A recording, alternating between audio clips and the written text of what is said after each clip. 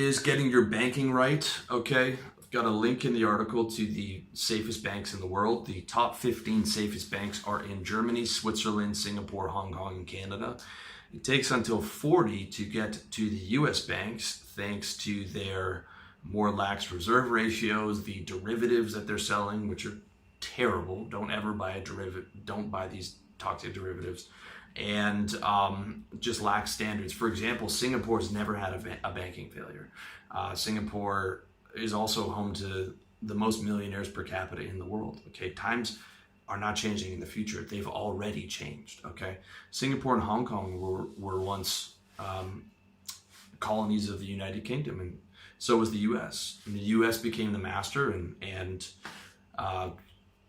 helped Hong Kong and Singapore, and now Hong Kong and Singapore are becoming the master, and that's the way this game works, and that's already happened, guys, and that trend is going to continue to accelerate in the future. With that said, I know most of you guys live in the U.S. Most of you have U.S. bank accounts. I know going offshore is complicated. It's difficult. So first thing, if you're using a U.S. bank, switch to the one that you would think would be most likely to survive. Okay, if you're in one of those tiny local banks, those are going to go under. I would bet on something like Citibank or JP Morgan, because even in a collapse, it's not like every bank is going to go under. At least I hope not. Some of those banks will survive. It's going to be the biggest ones, most likely, because the more finances any company has, the more cash they have, the better chance of surviving any kind of black swan event. The other thing is, those are going to be the ones that the banks are going to bail out, right? Those are going to be the ones that are most likely to get bailed out. Local regional bank in Philadelphia, regional bank XYZ is not going to be bailed out by the government. The government and crony capitalism are going to bail out their wealthy friends in the big banks. So I would put your money there. You can look at other options as an American. My home country of Canada, TD Bank is number 9 in terms of safety. They also have a U.S. arm, so you could get in with the U.S. arm of TD Bank and then actually open a Canadian bank account. I don't know how Canada would survive in a U.S. economic collapse. I know they would take a hit as well, but I would bet on a bank like TD Canada, which is number 9 in safety in the world, of surviving. Like in Canada, we only have 4 banks. And they're much safer than the American banks. Yes, you'll be tied to Canada, which is tied to the U.S., but it's much easier than to get established in Hong Kong or Singapore. If you are in Asia like I am, Hong Kong and Singapore are excellent options, but they are much harder to get into today than they were 10 or 15 years ago. You need cash. There's a legal process. There's guys that can help you with that, but it is not easy. From what I heard, it keeps getting harder every year. So that's something that has to be considered. I have my money in Thai accounts in Bangkok Bank, which is the biggest bank in Thailand. It's also the only bank that I believe that you can get set up with as an American right now. But I'm looking more towards Malaysia. The Thai banks aren't super safe either, but they are not tied to the U.S. economy as much as, say, a Canadian bank would be. Okay, I'm probably going to move over into Malaysia, which I think has the potential to be the next Singapore and to get in there early. Number 4, getting offshore real estate. If you've watched my articles and videos on real estate part 1, why you shouldn't buy a house, or real estate part 2, why you shouldn't invest in real estate, I still stand behind those articles. But in those articles and videos, I was specifically speaking about North American or real estate in Western countries. Right now in my home city of Toronto, a mediocre house that's like a 40-minute subway ride out of downtown Toronto costs you $750,000. Okay, I mean, just the cost alone means you have to go into a good amount of debt to be able to pay for it. Number of other reasons. You can check out those videos and articles. Links in the article to this video. You've got the appreciation myth, which a lot of that is based on, if you take away inflation, that appreciation looks a lot worse. Locking yourself into debt.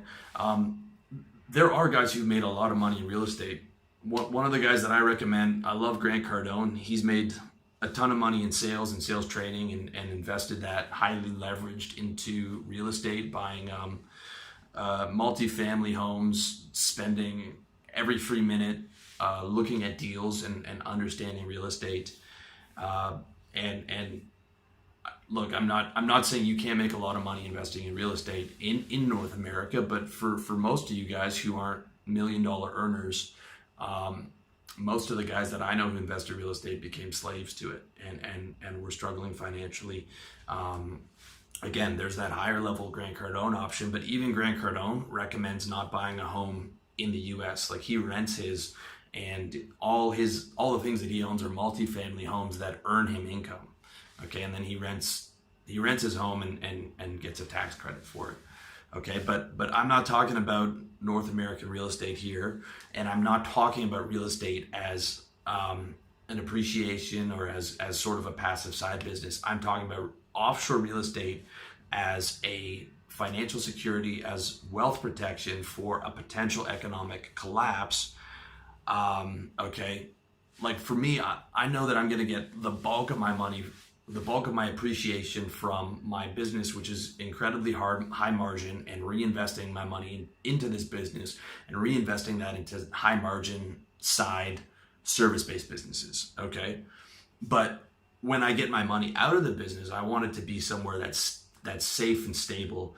And offshore real estate, specifically I'm out here in Southeast Asia, okay, is something that's tangible. It's not like gold or stocks. Like, you can live in it, right? If you buy a condo in Malaysia and you're in the US and you're just getting some small rental income from it, you've got that money protected over there. It's something tangible, and if you know what hits the fan, you can go and move and live there. Okay, you can't live in a gold bar. You can't live in a stock.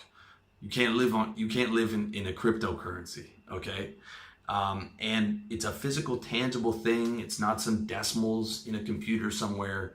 It's a real thing, and you've got insurance on it, and you know, the government can't take that from you. Who knows what happens in a collapse if the internet goes down, or you know, stocks or any of those things are much more at risk. The physical real estate isn't going anywhere. And as far as like offshore real estate goes, I mean, there would have to be an act of war between whatever country you invested in for the US to go over there and be able to take your real estate. Okay, it's solid, tangible. You can live in it if your finances take a hit, and the government won't take it outside of an act of war. Also, the other thing is Southeast Asian real estate is way cheaper, and in some cases comes with residency. So in Malaysia, and don't quote me on this 100%, these are approximate numbers, there's something called a My Second Home residency, where if you drop 130K on a condo, which will get you a really nice condo in Kuala Lumpur, like really nice, that gets you, you know, multi-year residency, assuming you also put like 30 grand in a bank account. And you can buy that without debt. You can buy a bomb-ass condo without going into any debt, okay?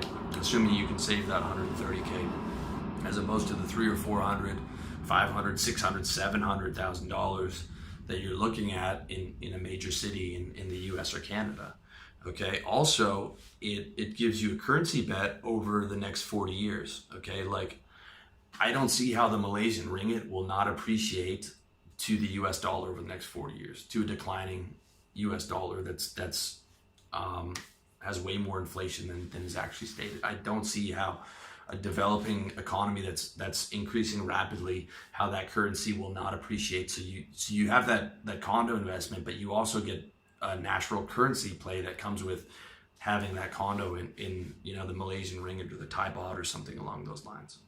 So in summary on that is the main idea is not for appreciation. The main idea is security in the event of a collapse, cheapness that you can buy it without debt, as well as the side benefits of getting a residency if that country has a program, as well as a currency appreciation play against the US dollar.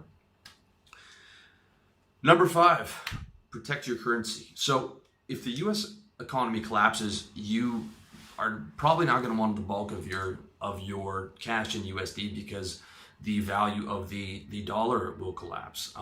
In my opinion, you only have to look at Weimar Germany, which was Germany in the 20s prior to the rise of Hitler, where it was a situation of economic collapse and resulting in hyperinflation. So people were taking their life savings in a wheelbarrow to go pay the rent because the currency was so inflated.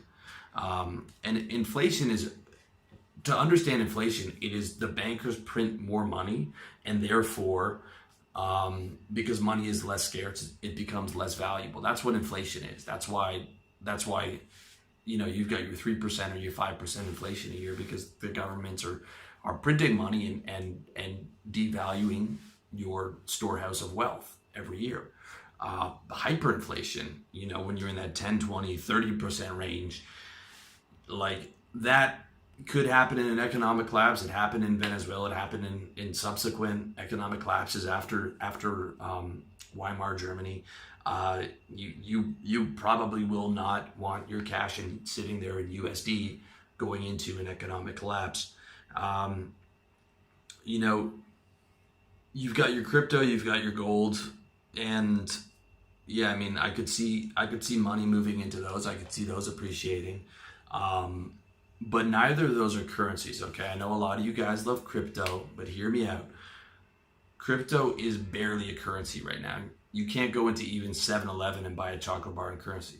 You can buy steroids online with it, okay? But like, you can't buy a house, you can't buy a car, you can't buy all that much. Now that is very much subject to change. You could see crypto becoming accepted, but as of right now, it's not. The other thing with those investments when they're not currencies is that you're left gambling on appreciation.